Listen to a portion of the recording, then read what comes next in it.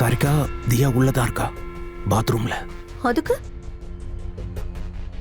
Risk எடுத்து சந்திச்சாதான் த்ரில்லே. ரகசியமா பாக்குறத திக்கு திக்குன்னு பயம், கொஞ்சம் ரிஸ்க் இல்லாம சந்திக்கிறதுல என்ன எக்ஸைட்மெண்ட் இருக்கு? அடேங்கப்பா, காலையிலே பயங்கர மூட்ல இருக்க போல. அது அம்மா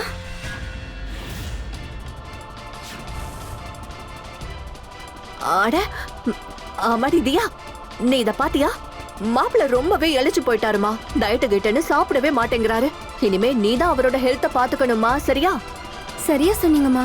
இனிமே அவரோட சாப்பாடு விஷயத்துல நான் ரொம்ப ரொம்ப கவனமா இருப்பேன்.